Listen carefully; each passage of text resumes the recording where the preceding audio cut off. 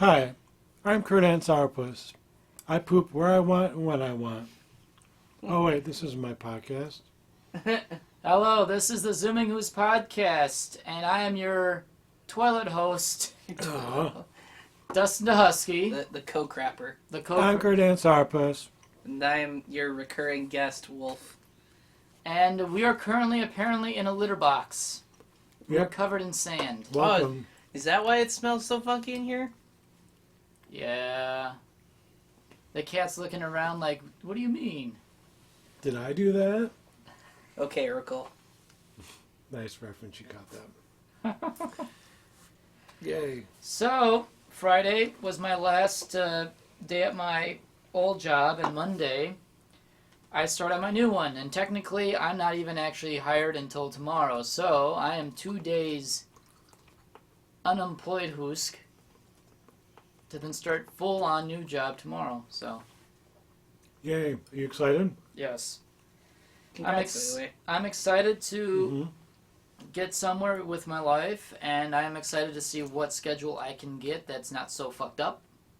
Because I still expect to have some form of a social life with this job, if I'm allowed to, which I would be pissed if I not. But we'll see in time. Hopefully, you can make adjustments. Hopefully they'll be able to, like, because I will be a community. I will be a local community servant. So in this case, I am fully throwing my life on the line to help the people, or the people of Southeast Wisconsin. So that's asking a lot, but I'm at least hoping to ask for a few days off consecutively just to make things a bit less insane with life, because working 3 days, having off, working 2 days, having off, after a while you just rather want to have 2 days off in order instead of separately. I kind of have that with my job right now. Been, against my better judgment, using a lot of my unpaid time off, and I really don't want to. Because I want to be able to build up enough for that planned trip down to Arizona if I can still do it. Right. However, not really going to be able to do that yet until I at least get some kind of progress on the vaccine. Right. Has anybody here got the vaccine yet? No, but I think my business, or the job that I work for, They offer? well, see, every time you log in onto the scan gun, they ask you, like, these survey questions, and you always have to answer them. Right. One of them said something about, well, when it was offered, did you ever take, like, the COVID test to make sure that you had it or not? And I was like, yeah, once every other weekend when I can, then I'll do it. And then one of the survey questions asked, if you were given the opportunity to take the vaccine, Would you? And I was like, yes. So that makes me believe that they're planning on getting the vaccine for some of their workers out there. How they're going to do it, I have no clue. I mean, I would think once you take the vaccine, you're off for 2 weeks because you're given a small dosage of the virus itself so that your immune system can help Fight it. which is how a vaccine works. You have to get sick with it in order for your body to get used to it. Didn't your dad get a shot? Twice. He got his ass kicked by it, too. Yep. Yeah, apparently, depending on what brand you have, whether it's like the Moderna or the Pfizer one or whatever this third new one is. The AstraZeneca one. Yeah, apparently each one has different results, and I hear Pfizer's actually the worst one. And I think that's what your dad got, too. Probably, I wouldn't be surprised. A lot of people felt incredibly sick, like more sick than you would for a normal vaccine. Yeah. So if I end up getting it, I'm hoping it's not the Pfizer one, because I don't want... You'd be off of work for 2 weeks. Right. But the way that a lot of people who have taken it are describing it as like, you know, when you get your tetanus shot, only cranked up to 20. Mm-hmm. And I remember taking that, and that was like the scariest shot I've ever had so far. Yeah, I would rather look forward to getting a vaccine anyway, but through my job, or my new job, I would be more likely to get a vaccine. The question is, will my company still allow me to work through it while I have it? Right. Because you're given a small dose of it, so I would expect you would be off for 2 weeks anyway until you come back after you feel better and whatnot, which I won't get any vacation time until next year anyway, so having 2 weeks off while I can wouldn't be the worst thing. But knowing that how my company is always looking for drivers, it's possible that they just want me to work through it anyway, which I don't know how that would be practical or possible, but Right. again, I won't know until I find out. But, yeah, I'm just hoping to get a vaccine and just see how it goes. Because eventually we all have to. Mm-hmm. If there's going to be a push to try to get much of the country vaccinated in a good amount of time, you may as well face the music and actually just take it. Get it over with. And just get it over with. That way we can have a bit of a resemblance of normal human society of what's actually left. Yeah. But I think while we're talking about the vaccine, I think Anthrocon, from what I can see so far on their official website, is that they do plan on opening, like, this coming summer. That is, of course, if it's relatively safe enough. And even when they do, they still want people to wear masks and whatnot because of... Oh, yeah. And to be honest, I think that'd probably be, like, the only one I'd be willing to risk going to. However, I'm not going to go until I have that, like, vaccine. Because I don't want to take that chance. Right.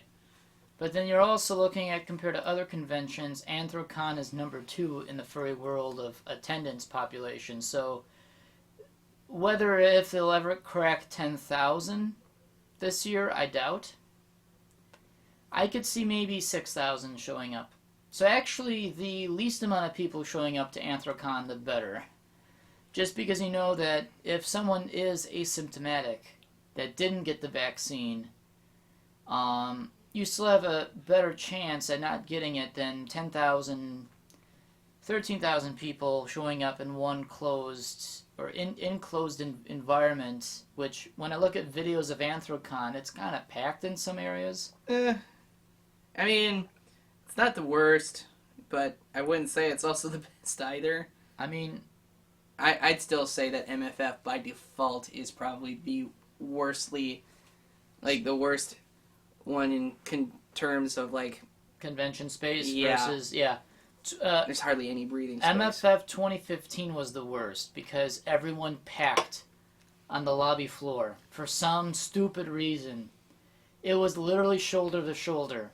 Yeah. I lost sight of you, and for 2 hours in suit, we were trying to look around for each other. Yep. Turns out for the next 2 hours, we had been circling each other's position 100, like doing a 180 degree sweep Yep. from the opposite side of looking for each other. And you had the room key, and I was hot, and I wanted to find you.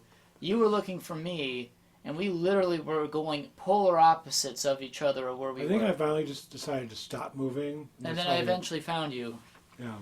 There was also a moment where I stopped moving as well, but then I thought I'm still have a better chance of finding you if I just kept zooming. That was dumb. That was the most I've ever seen it packed. In 2016, it wasn't that bad for some reason, and there was more people there the following year. Saturday is the busiest day. Yeah. But still, 2016 was not as bad as 2015, and when we went in 2019, it wasn't that bad. Because we had the Stevenson's Convention Center, which actually helped alleviate the amount of space of bodies per square inch. Not by that much. No. Well, I mean, it actually helped. Not in the current years now. Like the recent years, it's, I think, what was it, 20,000? this like past one, or am I like completely thinking? I think it's like 13,000. Because I remember one year there were like 11 people away from like hitting 11K that one year. Actually, we were past 11,000 in 2019. I think it was like 12,000 some odd number. It's kind of a shame though. Did the Wikipedia page for MFF 2019 actually update for a attendance account? Let's Google that real quick. Because in 2020 there was no number for MFF 2019. For some reason they just stopped counting. I'm checking. Even at closing ceremonies, I don't think they actually made a mention of a number as far as I knew, because I was even more curious to know. And I watched the closing ceremonies for MFF 2019 at home, and I couldn't find an instance when they mentioned a number. As far as I can tell, they say past 12,000, which was not a good enough number. There is a local that works for the registration division for MFF, and I even asked him, and he wouldn't give me a precise number. So, the past 3 years, so 2017 to 2019, which were all the ones that I went to. So 2017 you had 8,771 people. 2018 you had 10,989, and then the most recent one being 11,019. Wow. That's interesting. At least according to the WikiFur page. Huh. Well then, I guess that's the number we'll go off on. Yeah, I think for both Anthrocon and MFF, if they both do occur and go on as scheduled, I don't think they'll ever reach that number. I think we'll be in not a downward decline. We're going to be starting up from the bottom again and then working our way back up. It's just a sudden drop because of events outside of our control. Yeah. I just don't see numbers picking up where they left off. I think it's going to drop, and then it's going to grow before they can break more records again. And I think it's going to be another 2 or 3 years before they will ever reach that number again. Knowing the way guidelines are now, they're not going to want the numbers to be the same. No. Well, they're also in like a really, geographically speaking, probably not the most ideal area. Right. Because now, like, your only choice would be if you couldn't, like, what's the word I'm looking for? Accommodate for the amount of people coming in. Mm-hmm. Your next best bet would probably have to move closer and closer to Chicago, which doesn't really work well for a whole lot of people, because now you have to figure out Parking. how you're going to park there, because You can't. exactly. It's not to say that you can't, it's just $25 a day. Yeah, no. Plus, finding a parking spot in a parking garage in Chicago is next to impossible. Plus, it's probably more expensive now to get like a hotel room if you go closer and closer to the city compared to the Rosemont. Yeah. And the last time I was in Chicago, I still can't believe I drove all that way. I couldn't even find a parking spot. I ended up having like the local fur that I was going to hang out with that weekend. Mm-hmm. Basically told him, it's like, here, I don't know how to drive in your city. Take my car keys because I don't think I could park on these streets. You know, I think if MFF were to go to the McCormick place, I think that will kill the convention in terms of numbers. It won't kill the convention in terms of... Actually, it may force the convention if it goes to McCormick in Chicago, which is the biggest convention center in Illinois. Mm-hmm. Bigger than the current place. I think the O'Hare Regency is number 2. Now, why are we discussing them moving closer to Chicago again? Because one of the things that was brought up the last time I was there, they said, well, what happens if we run out of space for like our attendees at like the Hyatt O'Hare? Because one person said... As far as rooming, you mean? Yeah. Well, that in general. In normal times, that is. So, who knows? a lot of people, they made suggestions. It's like, well, why don't they just build like an extension to it? And I was like, because they can't. Literally, because of how close they are to the airport. They literally physically can't. Yeah, they can't extend it upward because that would mess up with the trajectories of the planes. takeoffs and landings. But Oh, it's P House. Oh no, it's Tea House. That's someone else. don't flick it. Let me. Don't smear it. I'm not gonna smear it. Take it outside. I literally think I hate bugs. it's much like with Foursquared. The genius to Foursquare's success and where it is that it's not in the city. Imagine if Foursquared was in Milwaukee. That'd be the worst place to go. The only place that I can think of that works there is the one convention center that Anime Milwaukee uses.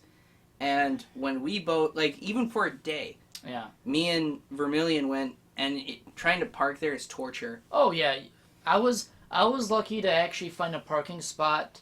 The one half day that I was at Amkey in 2016 or 2017. I didn't realize you went to Amkey. I did once, and it was fun. I went there for about 12 hours, from noon to midnight. And you know what? I was lucky to find a spot in the parking garage. But I literally went several floors before I found a spot. And you know what? Anime people are very efficient. They cram 16 people to a room and as many people packed into a car. So, furries, listen up, furries. We are wasteful. We are incredibly wasteful as a subgroup. I'm going to be very, very flat out honest. We often enough drive by ourselves across the country. And I'm not saying all of us do. There's a lot that tend to carpool going to a convention. If you can make it happen, great. But I notice that a lot of furries tend to have one or two people in a car, take up spot for a car that is only holding 2 people within it, whereas it could have held 3 people or 4. Some furries don't like rooming with anyone, so they'll actually take up an entire double bed room by themselves. A local did that once. Yeah, it's stupid. It's kind of, I find it a waste of space. Not to mention, it doesn't really benefit you, because if you're the one paying the whole thing on your own... You're just spending more money. Yeah, so it's like, you'd be better off just having a bunch of roommates help pay for that room. Yeah. I have a question. What? How many rooms were in that hotel? I think more than... Are we counting all the hotels in the... No, just at... Just the main. Okay, so Hyatt... I've already calculated this years ago. Furries are the least efficient space using people when it comes to conventions. Not all. Some are efficient. I'm saying on an overall view, whereas anime people will cram anywhere from 6 to 8 to 10 people within a room. Yes. I'm saying that in terms of space efficiency to get... Because the reason why ASEN is so huge with 30,000 people at the same hotel and convention center, yeah, so multiply that by 4. So let's see.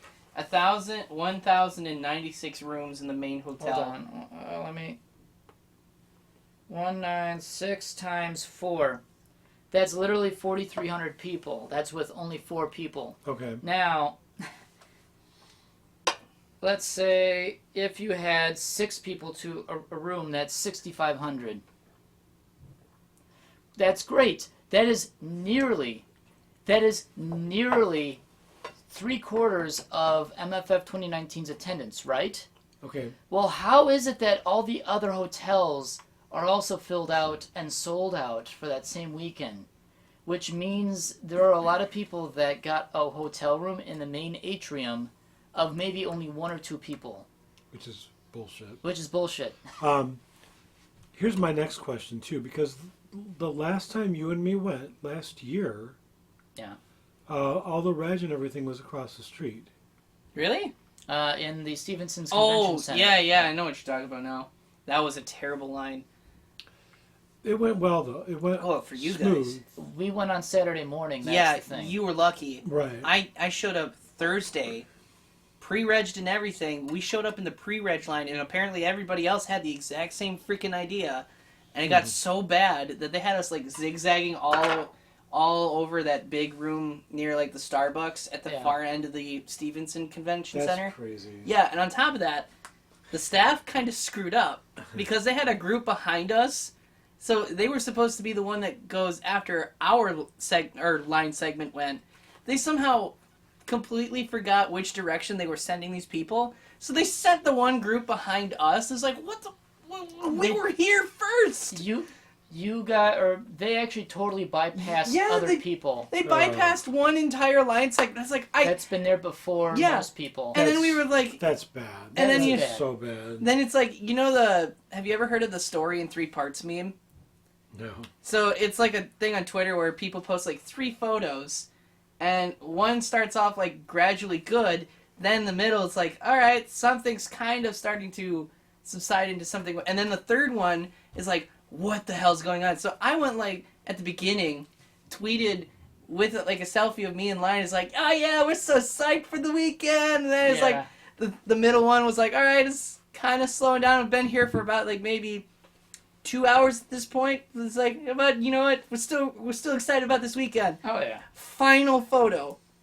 I changed the filter to like black noir with like this deadpan face, and I said something along the lines of war never changes. And I was like, I think by the end of it, we were there for a total of 4 hours. Oh my God. That's how long. 4 hours standing, and some people were in suit. Okay, that's kind of pathetic. Because when I went to ASEN in 2013, where there's 30,000 people for anime convention, we were in line halfway for 4 hours. Actually, no. ASEN's still bad. We were in line for 4 hours halfway, and we just dropped out. We could have been in line for 8 hours just to get a day pass. So you know what? MFF did it better. You still got out in 4 hours. We were halfway through. Okay, never mind. I totally forgot about the fact that we were only in line for half as long as it would have taken to finally finish. The worst thing about us last year was we were all there like a good hour and a half before it opened. Big rush. Yeah. No, before it even opened. Before volunteers and con employees were even showing up. Giga was there. Giga was there. He was part of the registration team. Oh, was he? Yeah. I haven't seen Giga in like ages. Yeah, with since the before the pandemic times. The before times. Although Before time. I've seen him in the summer though doing disc golf. Yeah, I haven't really seen anybody. I think the last time I saw him was, I want to say it was MFF, because I don't even think I saw him at First Squared at all. So you haven't seen him in over a year. Yeah. And, well over a year now. And to think he only lives like 30 minutes north from here. Yeah, no kidding. So it's actually sad when we haven't seen people when they don't live that far away, but because of pandemic we can't we can't push the risk. Yeah, thanks a lot, COVID. So there's 1,096 rooms at the main hotel. Right. What is the next 2 hotels down the road or across the road? How many rooms do they have? Because those other 2 overfill hotels almost get immediately sold out first before the main hotel, if you think about it. I honestly don't know, because it will send me all the stuff for like Chicago now, but it won't tell me about the other ones near that area. I know Doubletree is one, but I don't know. Why don't you see how many rooms the Doubletree has in Chicago? Obviously, it's not going to be anywhere near the Hyatt. No, but I kind of want to get a good general consensus of how many furries per room will it take just to house 2019 attendance, and just to show the full waste, because. Also, something else that I keep in mind is that some of these people get the room for Thursday, Friday, Saturday, and they're checked out by Saturday. So then there's all these empty rooms by Sunday, and then whoever stays till Sunday, it's empty by Monday. It does not say. That does not say. All right, Nope. so I'm gonna say 500 rooms. Lowball it. It gives us square feet of the overall property, but it doesn't give us the hotel room numbers. Okay, That's so bizarre. All right, so 1,096 times 4 is 4,384. So that's a little under half. And that's 4 people in a room that's supposed to be comfortable, but you're using the beds efficiently. Okay. So let's say 4 people in a room? Yeah, let's just say four people in a room if people really smarten up. I would say 2 on the average, realistically. No, I'm actually going for best case scenario. Best case, gotcha. Best case scenario. Gotcha.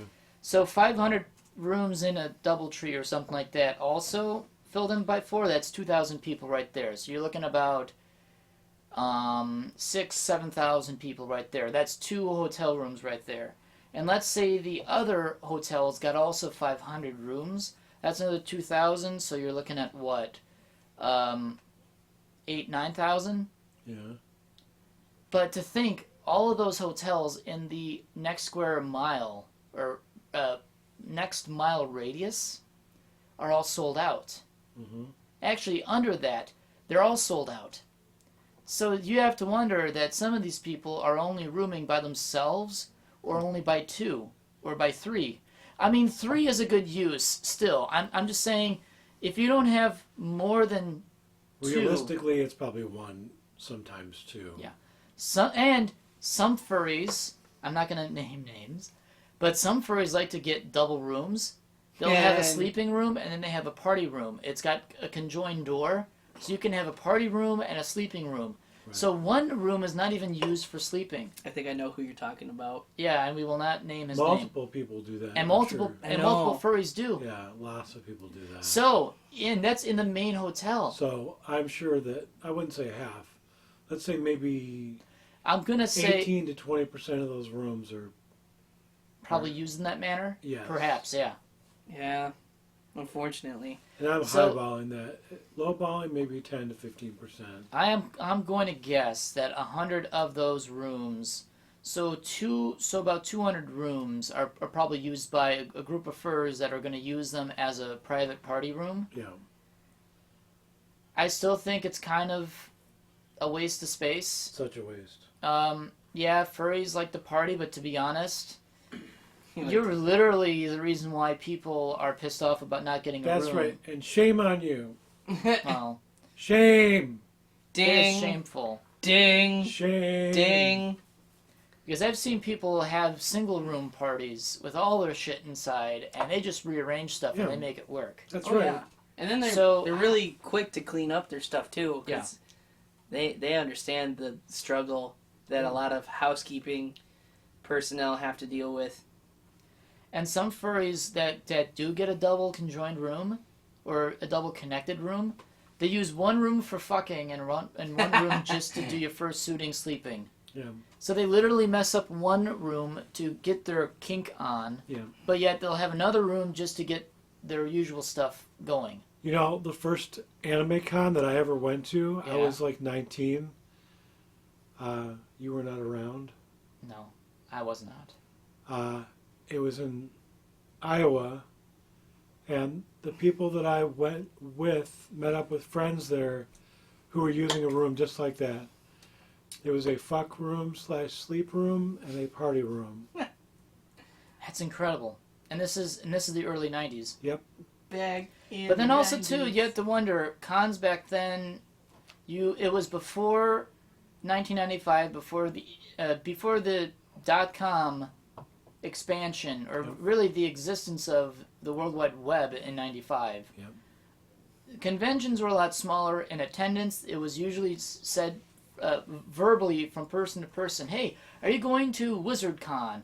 WizardCon, what's that? That sounds interesting.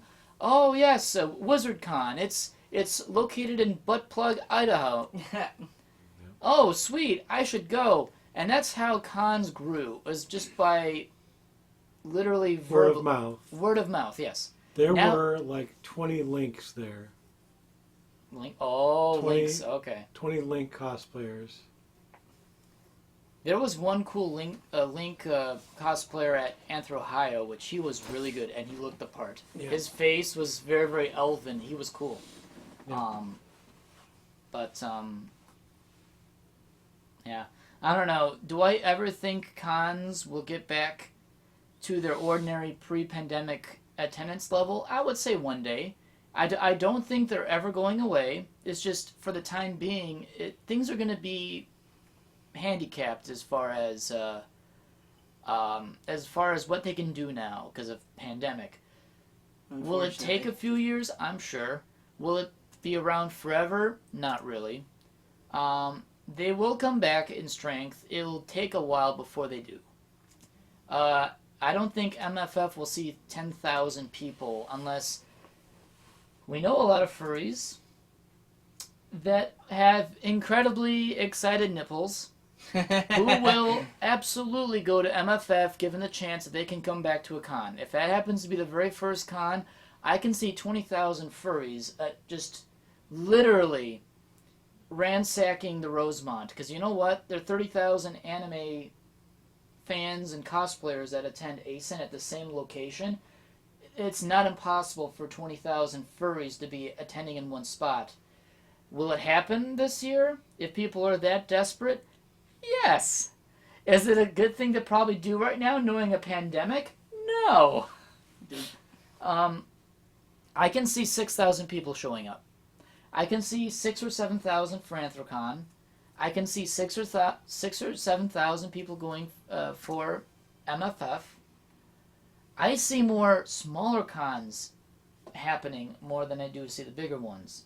And I still think the smaller cons will take a small hit in attendance just because, or it may just be locals. I don't know. I personally think that, if anything, people don't end up going to MFF, Anthrocon's always a nice place to go. I never thought I would actually... So, the thing I always have a problem with... What's that? This looks like Cooper Tom. Yeah, it looks like... Yep. He did a parody of that video. Which one's that? Oh, God. What the hell is it called? Money for Nothing? Oh, God, really? Yeah, because there's the guy... There's the guys in the background. He's such a character. He basically throws it. We gotta move these color TVs. But yeah, I never thought... Mova. I never actually thought that a big con would really, develop into post-con depression for me. Because every time I've gone to MFF, never happened. And I've been there a total of 3 times so far. And it was always like the smaller cons that always got to me. First Squared, terrible. Quadifer was even... Are you talking about PCD? Yeah, okay. The effect. So then I go to Anthrocon for the first time back in 2019. I was like, all right, nice change of scenery. And it was like, I never knew how... I've only heard the stories about how the city embraced... Furry. Yeah. Until I actually saw it with my own eyes, I was like, all right, this is going to be another one of those big conventions that doesn't really have that big of an impact on me. I was completely wrong. I would say Anthrocon is good at one thing. It's to show the world can coexist with different things. I just like the fact that they kind of make it a holiday in that city. Yeah. Anybody who doesn't even... if you guys have never seen the Fursuit Parade... At least in the more recent years of Anthrocon, what they do is they'll have people, all the fursuiters, go outside the convention center, which is not actually literally, but smack dab in the middle of downtown Pittsburgh. And anybody who isn't an attendee and is just outside the convention center, they'll see all of this. Yeah, that's pretty cool. And they change the banners, how they always have they'll those... have customized banners for streetlights and whatnot. Yeah, and then they'll say we'll visit your local downtown museum, but then they'll take all those down for the weekend, put in all of the furry related ones. It's wow, the city actually knows what they're doing. It's I kind of wish that the Rosemont area would kind of embrace something like that, but I don't think they're going to do that. I think it's Chicago. Everyone's wearing tans, browns, and grays. It's a pretty depressing city when you think about it, but who knows? within enough time, because actually MFF's been there since 2010.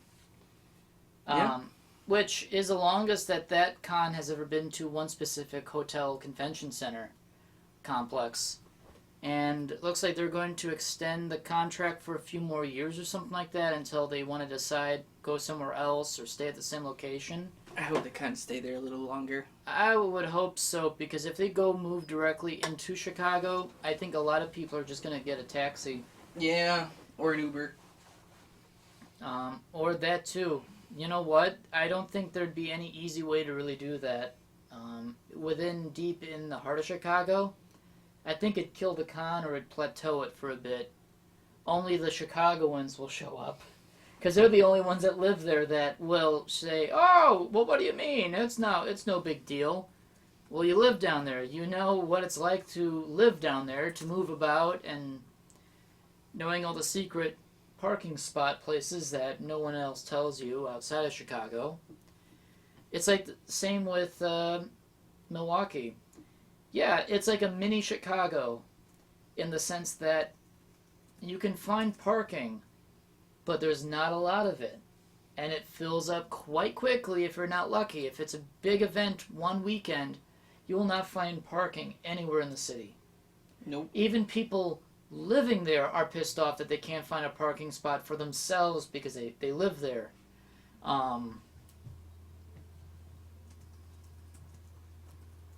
I would hope MFF stays in the location it does, because ASEN occupies the same space. Mm-hmm.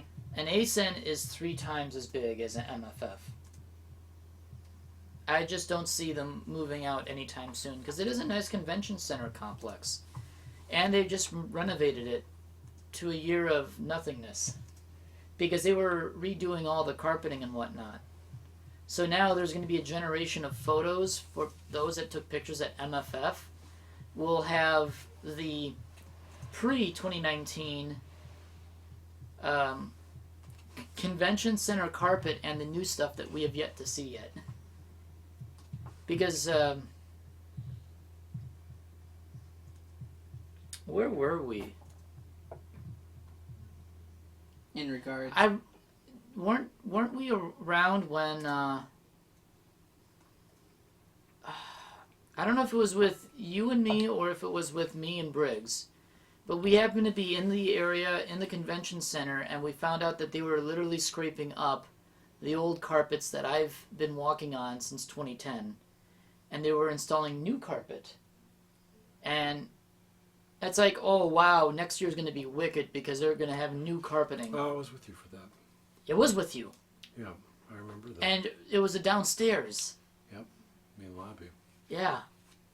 And to think there have been no fursuit Pete's that have graced those carpets yet.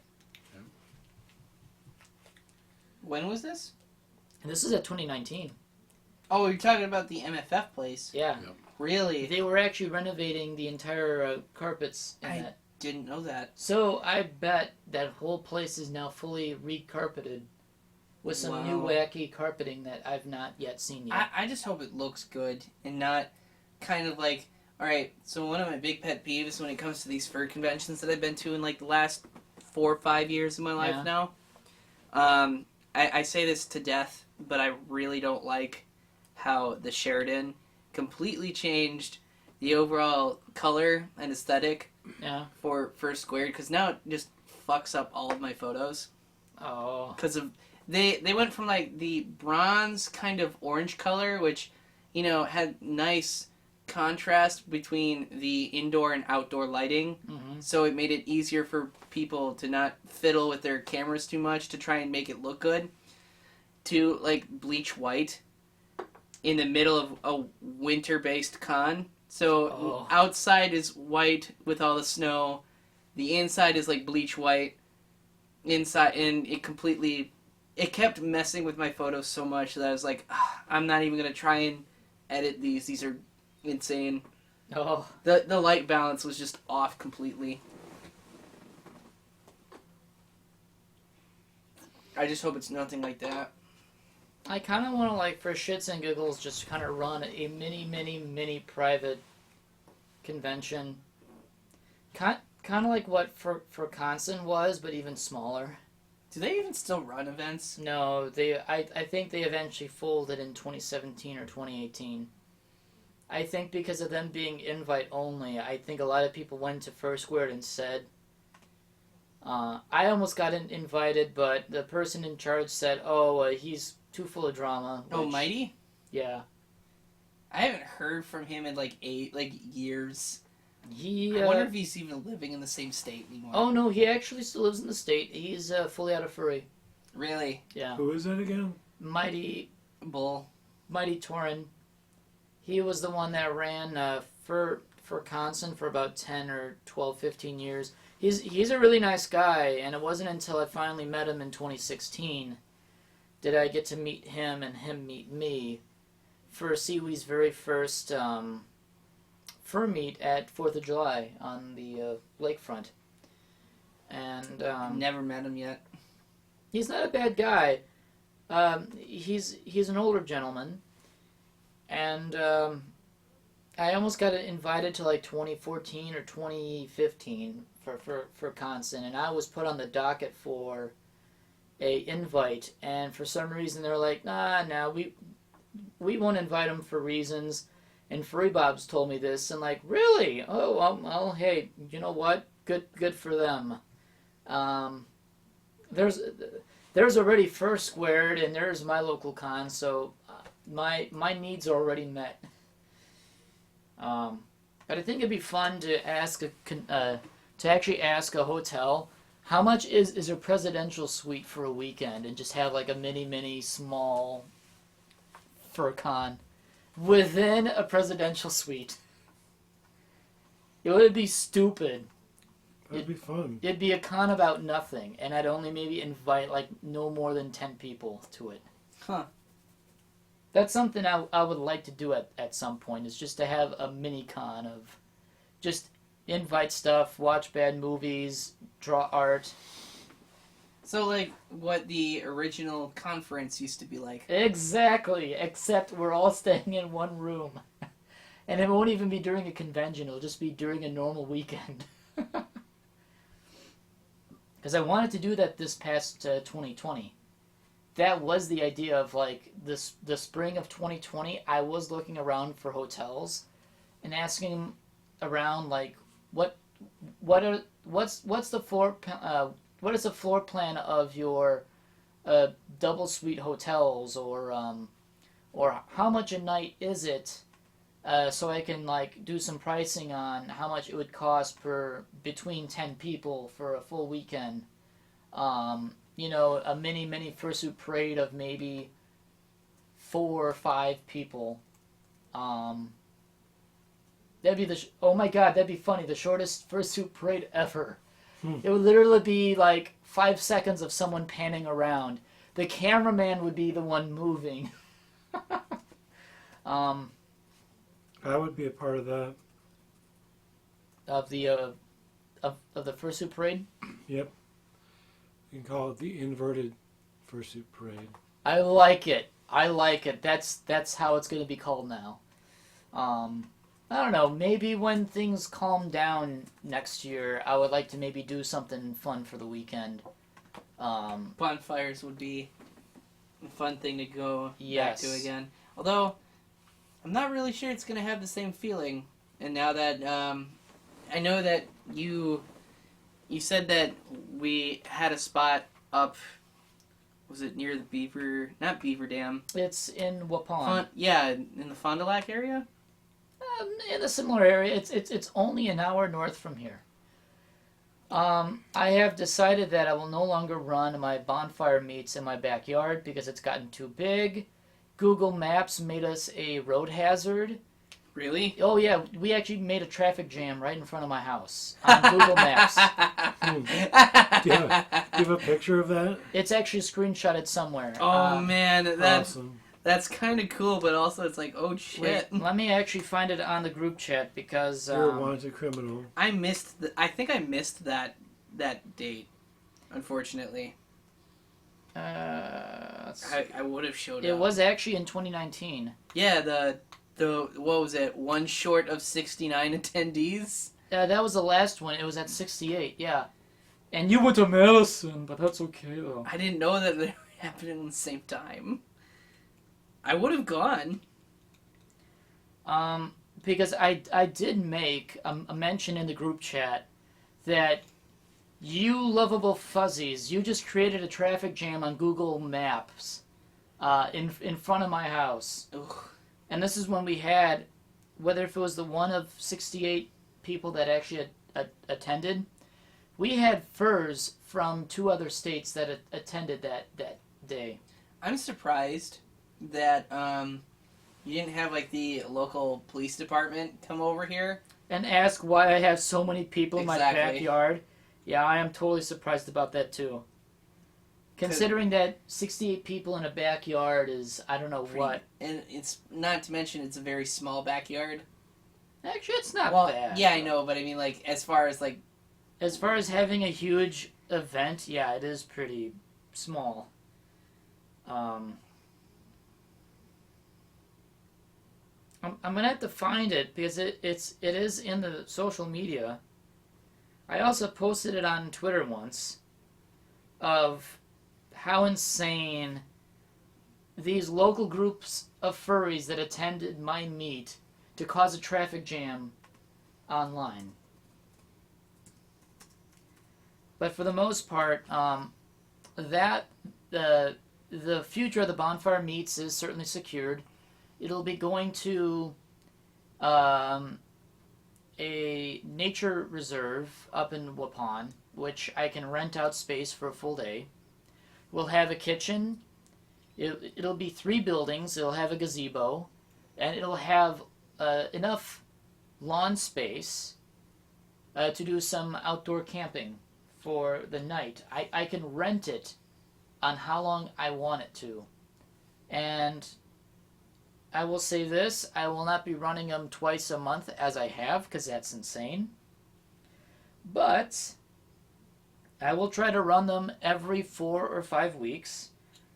Although knowing my new job, I'm not sure how that will be by then, but hopefully by then I would bid into a better schedule that perhaps would make it a bit more feasible. But safe to say, the Seaweed Bonfire meets will once again continue when the pandemic subsides, and I do have a new venue that will help grow the event. It'll only be $100 per meet. Whether if people want to pay me it as a donation and whatnot, I'll be fine with that. So in other words, it's kind of like what the Appleton meets have done. The thing is, though, enough of that bullshit. Appleton needs to learn one thing. Have someone pay for the entire meet outright and have donations, because they often enough, almost at the very last minute, not have a meet because not everyone pays. Not just not everyone pays. They have a deadline to secure the room, and it's not until someone at the very last minute coughs up the rest of the money. I think one time, the last time I went up there, they almost didn't have it, and then I want to say it was Scarlett. Scarlett was the one that paid the last $72 or $100. Yeah, and I was just like, wow. It's because people don't feel compelled to pay for something that if someone else will. However, when everyone has that same mentality of, oh, someone else will foot the bill, no one will. How much is it to cost, or I think it's like rent a night? I think it's about like $100 or something like that. So let's see, $100 a night. And let's just give them a generous number of 25 people. You would have everybody pay, I want to say... you would have them pay like $4, right? That's nothing. $4. That's nothing. Yeah, so why don't I just have all like these 25 people? Because, and again, this is a generous amount, because I don't remember exactly how big these events normally get, but it's like that seems like chump change compared to, like, you know, for instance, Midwest Fur Bowl. I think they charge you like $10 if you're bowling, and then $5 if you're just attending. Yeah, they were making money off of it. Well, they also did that to help pay for the food and whatnot. They were making money. Were they? Yeah. You sure? Wait. Are you saying the venue or the... The meat. Oh, the how, meat. how did you find out about this? I just did the math. Oh, because I was going to say, I can understand why they're... I'd still We go. had over 80 to 100 people on average For where? attending Here? at that meet. Oh. Yeah, I'd still go. How many, let's lowball it, 80 people. How much was the attendance fee? If you were bowling it, I think it was 10. 5 if you were just attending. So 400 if they're all just attending, which no, there's at least half of those people bowling. Yeah, I'd say that's about a... But then, of course, what you're now charging for the room, because I don't know how much they charge for the suit lounge, how much they're paying for food, and the drink. What food? Every time you were there, they would buy like a big ass pizza. I never got any pizza. Yeah, they did that almost every night. They buy like 6 different pitchers of different beverages. By like, what meat are we talking? Are you about? talking about Madison or are you talking about No. Appleton? I'm talking about down by me. Oh, the one over by Poplar Creek. No. are you talking about Tivoli? Oh, yeah, I'm no. talking about Tivoli Bowl. Oh, We're not talking that's about that one. No, we're talking about one in Appleton. No, I'm not. We're talking about different meats. Yeah, we're totally talking about different things, and I don't think What's the one in Tivoli? that's Downers Grove. Oh, that one. I think that one. That one's been actually, that one is dead. It's been dying since the changeover from Timurin to Jadette Wolfe, and things have never been the same since. They were able to keep it going under Odie and Raz, who were able to actually get the meet to continue in attendance, but with the new meet, Midwest Fur Bowl, it was kind of siphoning away all of their members to what is honestly a better venue. Yeah. It is a classic venue. Yeah. But as I've been telling, the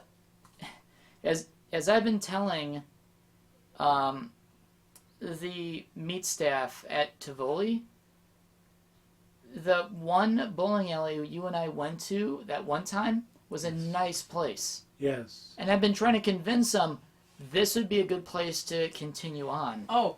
And they said, nah, it won't be. And it was friendly. It was no problem. It had more parking. It had more parking. And it was everything. one level. There was no staircase of Yes. death. Yes.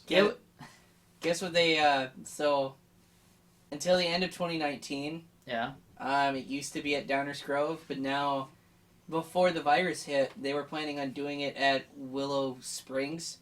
And it was going to be called Chicagoland Bowl. Yep. No, they retooled it as Chicagoland first, so they completely took out the laugh aspect of it. So now they're Because they haven't been associating with laugh for a long time. Well, they sucks. have been. It's just... Which does suck. They have been, however, they only called laugh as in the laugh of that meat. Yeah. Although laugh is an area... The Lake Area Furry Friends. Right, but they were associating all that with one meat, which wasn't the case. I only found out about it because it was laugh. Yeah. Oh, same. I initially I only knew of it as laugh until I realized there's only one laugh meat in the whole area. And that's the softball one now? Actually, the only proper laugh meat still around is the softball meat. And that's actually the one that kicked off laugh. Yeah, what was it? Huskoon, Josiah, and Naboa. And I think Timurin long on the day. Well, right, but I mean, like, the current ones that I at least know of, I think that are still doing it are those 3. But they were originally going to do this at April 11th, but then the virus hit, and they're like, yeah, no, we still haven't figured out a day yet, and I don't think it's going to happen. Also, they ran it really early. It goes from like 4 to 10 p.m. Yeah. Damn. I don't know if I'd go. No. What, the softball? No, the If the Chicagoland. Yeah, because it's like seems a little high or not high. A little long. Well, early. Because I wouldn't be able to get out in time. Really.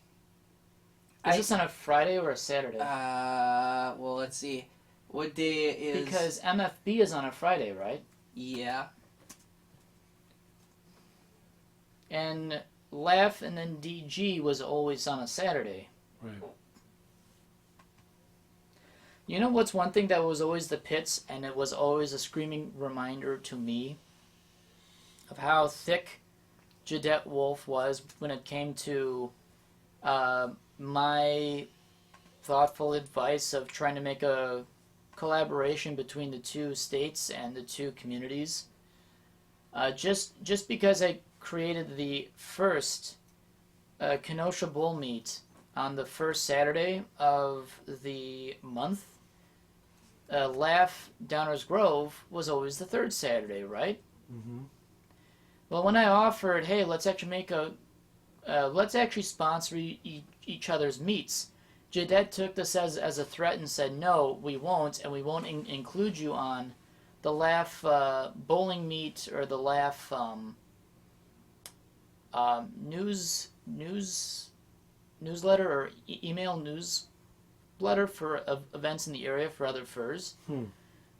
Because they say, well, you're not in Chicago. And I then told her, well, Lake Area Furry Friends is the states of Wisconsin, Illinois, Indiana, and Michigan. It's not just to Chicago. Well, it really is, and that pissed her off.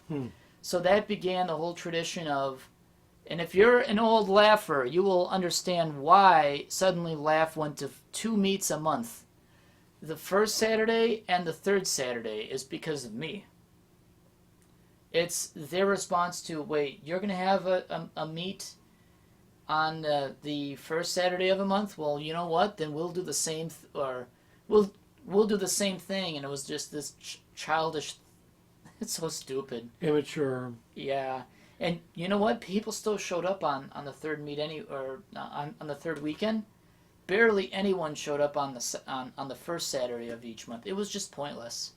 It was just a vestigial thing of one crazy person's way of trying to get back at me for trying to be helpful. Furries in power are very interesting. You'll meet some of the really good ones out there, and then you really meet some of the not so good ones. But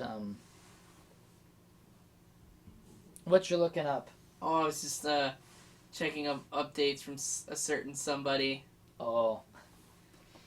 I thought maybe you were looking at meats and whatnot. Well, they did say for whatever. So I was going to go check MFB to see if they had any updates, and literally I remember when this photo was taken. Because look at that. That was when he still had his old suit. Oh, okay. That was back when we were like on good terms with that individual. Oh.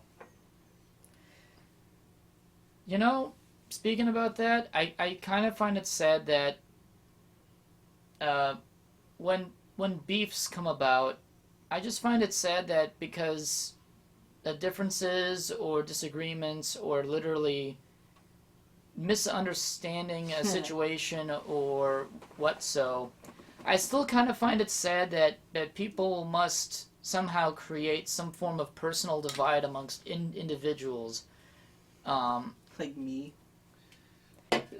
I'm gonna be very honest. There was a few individuals locally that I had a beef with, but I talked with them, resolved it, and said, you know what? I don't think this beef should really continue. And they agreed, and we moved on. I can't say I had the same luck.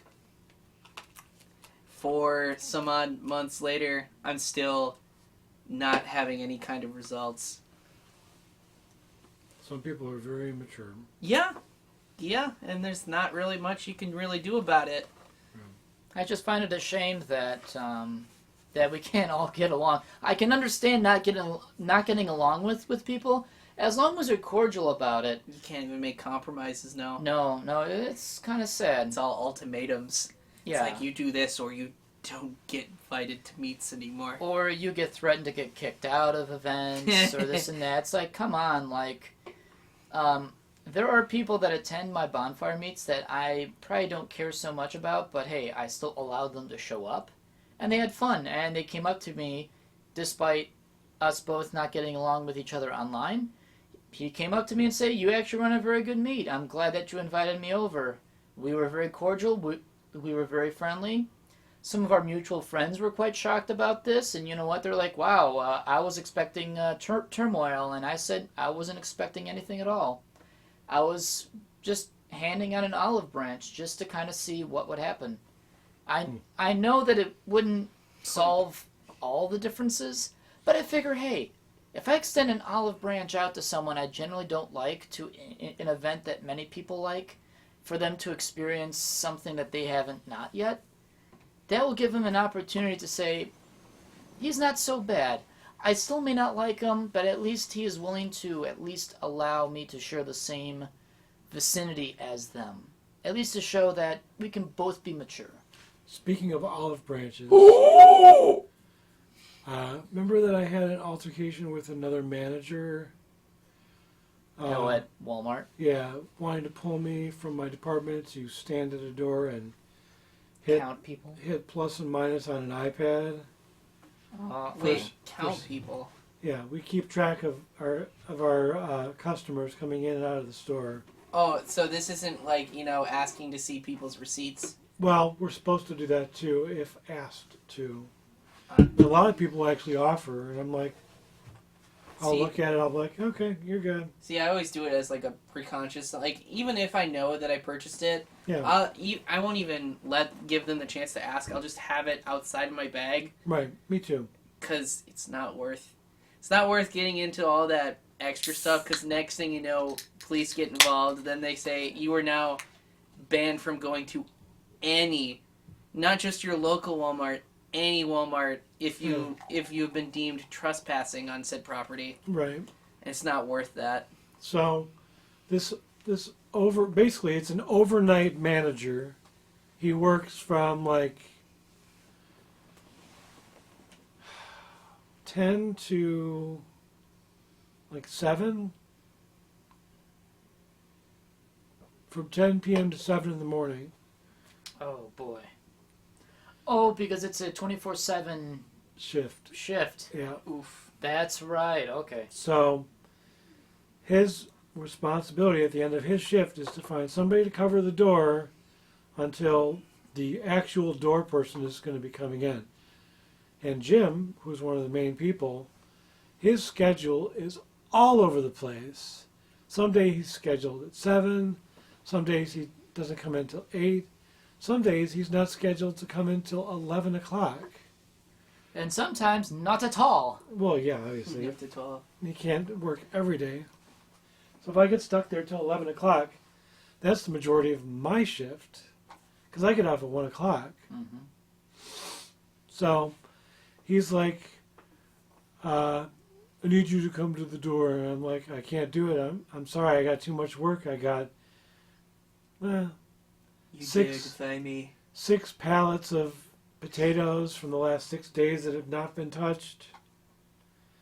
Like 3 carts of grapes from the last 3 or 4 days of grapes that haven't been touched, and like 4 or 5 days of strawberries, 6 days of mandarin oranges, and that's not even half of our freight. But that's a good 6 pallets worth of stuff that I have to do myself. Mm-hmm. And if I don't do it, it just doesn't get done. So I'm explaining this to him, and I'm like, I have to do this. This has been sitting here for 5 or 6 days now. It has to be touched. And his response was, and I swear to God, I shit you not, that's not my problem. Wow. I'm like, that's how a manager talks? Well done, Walmart. So we got into it. And I said, I'm not doing it. I'm not standing at the door. Find somebody else. There is nobody else. There are 40 other cars out there besides mine. You're telling me you can't find somebody else to do this? ridiculous. I was a businessman doing business things. So we got into it. Voices were raised, and finally he went and found somebody else because I knew he would. But I felt bad because I was yelling and I should not really have been. I wasn't exactly respectful, and my conscience tends to work overtime when I do stuff like this. So the next time I saw him, which was probably about a week later, I was like, hey, Ray, I just wanted to apologize to you because I went about that the wrong way. And you know what he said to me? What? I have to apologize to you because I could have gone about it a better way too. So, olive branch extended, olive branch accepted. That's I can rare. say rare. And honestly shocked me because the last person I extended an olive branch to was my supervisor, who slapped it on my hand and said, we can't work together anymore because all we do is argue. Parentheses, and I have a crush on you. Did she actually say that? No, Oh. but she did. But that's kind of the reasons why she... Yeah. Yeah. I don't know. I mean, yeah. And I was a very genuine apology to her. I was like, we keep doing this, and, you know, there were a lot of things that were said that I should have not said. And I felt horrible about it. And she did not accept my apology. It's a shame that personal feuds have to continue when they probably don't need to. Yeah. Especially when they're forced about to stay relevant. It's just silly. Yeah. It'll be 2 months that we haven't spoken in about a week. Well, you know what? Then that just shows that you can go 2 months without speaking. Other than asking me, do you have jalapenos back here? I guess that's pretty important. I'm like, the cooler's right there. Look in there for yourself. You know where shit's at. Not my problem. Ugh. Anyway, yeah, that's my job. Yeah. I still like my job for the most part. There's shitty days. Everybody has shitty days. Everybody has a shitty day. Yeah, it's just a shame that with all what's going on in the world and whatnot, that personal feuds between people have to happen. Yeah. That's when they make the job harder than it needs to be. Like your stupid asshole boss. Or... and I will say kudos to you for leaving on such a good note. Yeah. Because if this new job doesn't pan out... I could go back if I need to, You can go back if you need to. I would because rather you look... left on a good note. But you can. And you know they would take you back. They know, but I would be even more mistreated than before because this is not the first time someone's... Well, left and come back. It's not the first time someone's come back and they were treated much more worse. You know what? I would come back, but I would come back on terms. I would not come back to my job. Even if it means they would pay me $15 an hour, my boss would treat me like a dog. And he treats his dogs better than his wife. I will refuse to go back to that place. If this job pans out... What if he's not there? What if he finally gets canned? Probably I would ask... Eventually it has to. They have to realize that's where they're losing their money.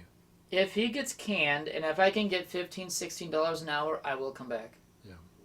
It's not a bad job. The boss just makes it worse for everyone. And the job's not that bad. It's just the boss is an idiot. He makes it worse than it needs to be. And he makes it more complex than it needs to be. This is just a warehouse plant job. Yep. This is not rocket science. And I've learned rocket science in college, and this job is nowhere near as complex as he thinks it is. Right. If my boss were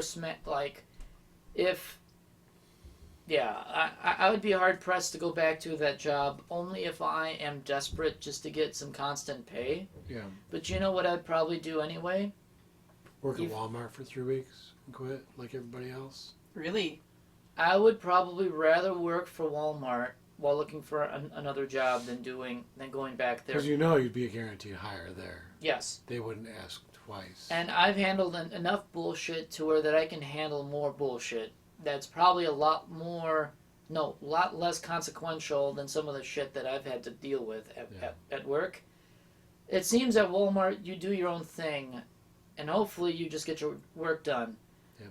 I want that at my old job, but my boss likes to micromanage, and I've never had a job that had a micromanager. All of my other jobs in the past, I was my own individual. I was my own boss. I did the work that I was told to do and never had to be questioned about it twice.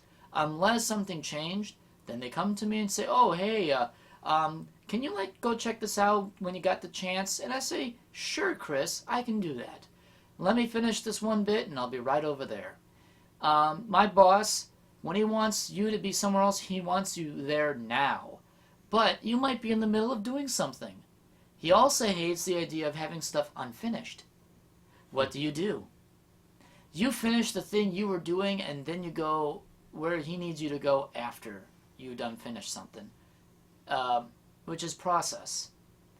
He don't like following his own processes because he is boss. But then if you don't follow the processes, he will teach you straight about following the processes that he don't follow. Wow. Yeah, I will refuse to go back to that job unless my boss croaks. Like, he bites a big freight train. If he can get smited down by a meteorite or a Ford Econoline van, if he can be eliminated off the face of the planet, I will work back at my old job if I can get more pay for it. Because I was doing way too much more work. Like, I don't know if you actually know, and I don't know if the internet now knows. So Friday was my last job, or my last day of my old job. The company totally forgot that I was actually quitting. Then they told my boss that the department is going to hire, well, they already knew this.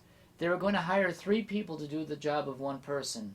Because I'm doing literally the job of 3 or 4 people as it is. New people will be too overwhelmed doing everything I'm doing. So they're going to actually split it into 3 different jobs. Because I just do everything. My company totally forgot that I was leaving. Then told my boss that, oh, hey, we have totally frozen all of your department's vacation time until July. Wow. Until things improve.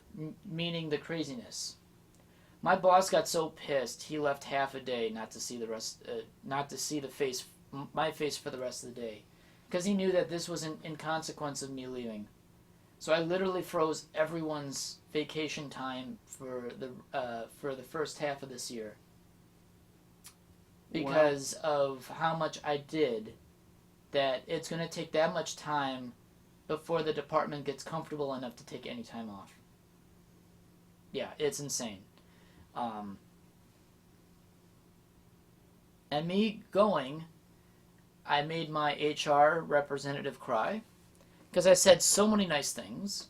Then she says, is there anything else you need to say? Nope. Are you sure about that? Yeah, I'm positive. Are you really, really sure? Yeah, I'm very, very positive.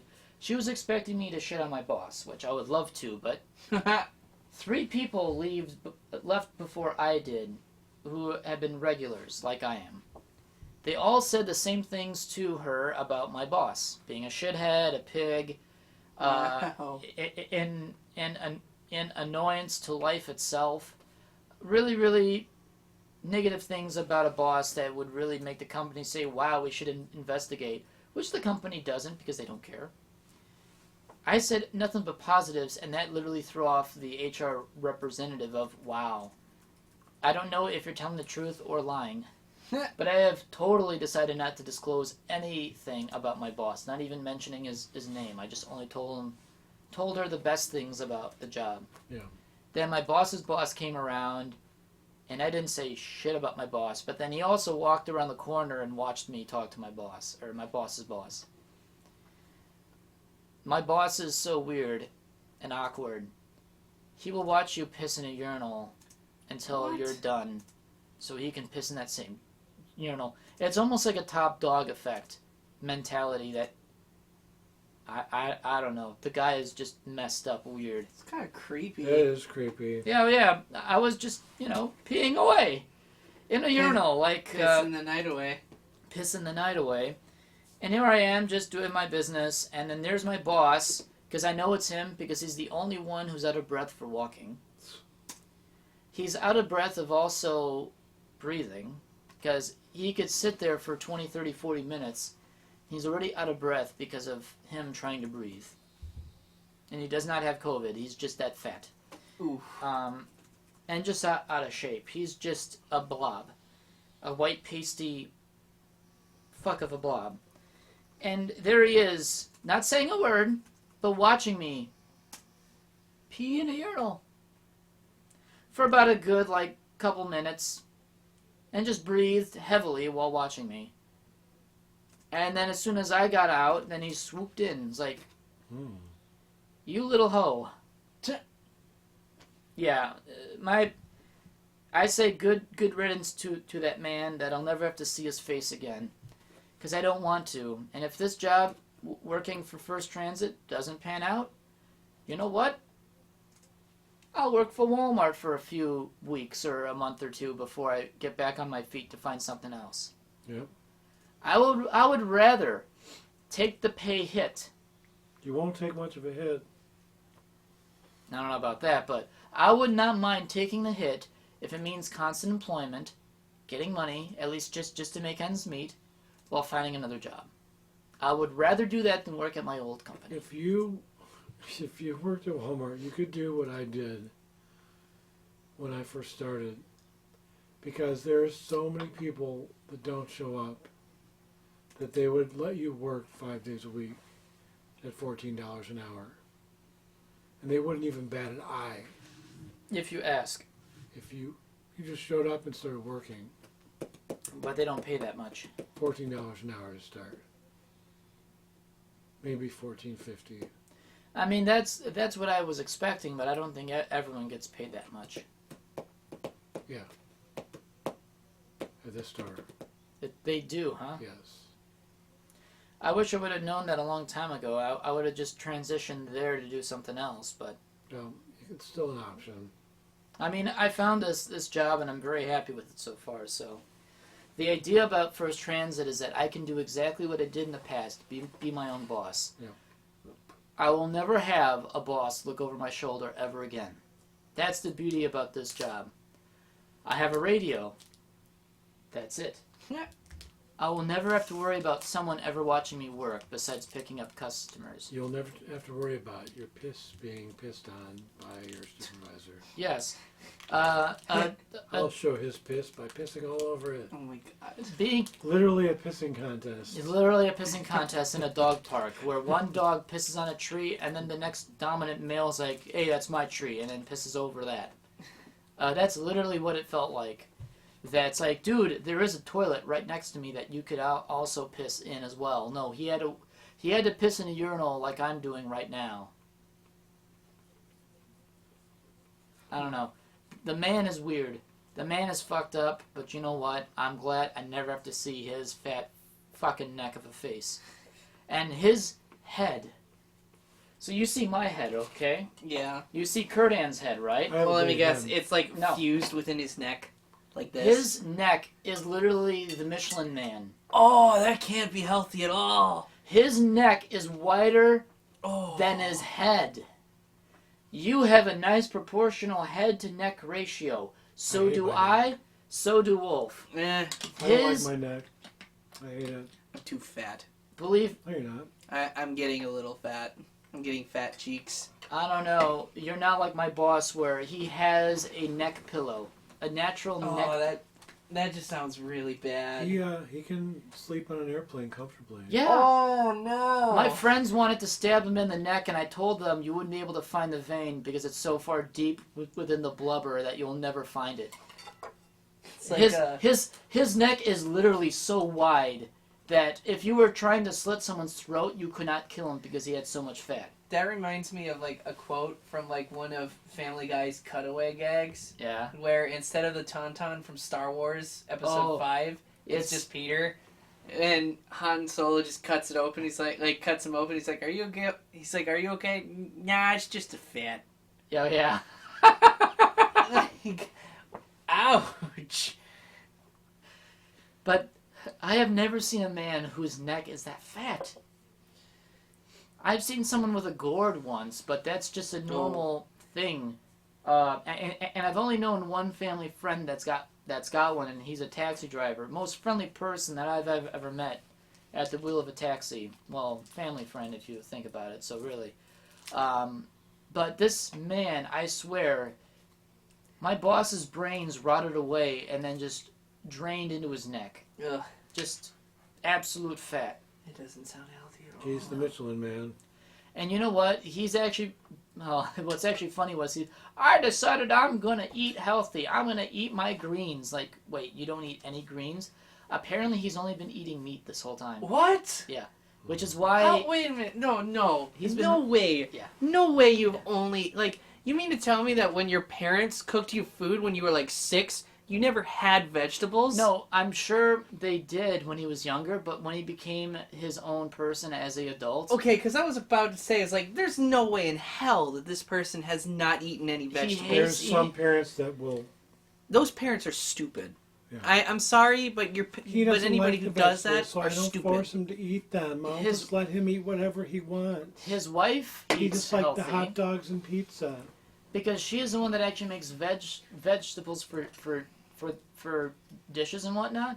He will scoop them away and he'll only go after the meat. What? Which he only eats burgers and this and that, and the only time he'll eat lettuce is if it's on a burger, but beyond that, he won't even touch it. And then he says, I'm gonna eat healthy this time. I decided to start eating a bit of broccoli, and I don't like it, but I gotta eat it because it's good for me. It's like, dude, you're fucked. What are you looking at? I was just looking at one of our locals. Oh, yes. Yeah. What the hell? Yeah. Attention-seeking whore. Oh, yeah. He pretty bad. It's 7. Yes, Oh, it yeah, is it is. about to be 7. So, I'm thinking, how long have we been? An hour 22. I think it's Good time. I'd probably say it's a good time to stop as well. Yeah, we definitely rambled on long enough, as with every episode, but it's been interesting. Thanks for joining me in my litter box today. Oh, yes. We are trying to stay away from the mounds all over the place. I am currently standing on my chair. Yep. And Kurdan's just standing in it. He's like, what? He embraces his own shit. I just keep covering it and covering it and covering it. You scoop. Except I miss. So I'm just kind of there's like one spot where there's just no litter at all. It's just like flat. And then you go a little bit another way and here's more. And then Big you scoop mountain. more. Big mountain. I learned from Sylvester. Sylvester and Oliver, the professional scoopers. Yep. Well, I guess in this case, welcome. We hope you enjoy this other episode of the Zooming Hoosk Podcast, and once again, I'm your host, Dustin DaHusky. I'm Kurdan Sourpuss and I smell. And your recurring guest, Wolfe. And we'll catch you next time. Wear a mask. Definitely wear a mask and wash your beads!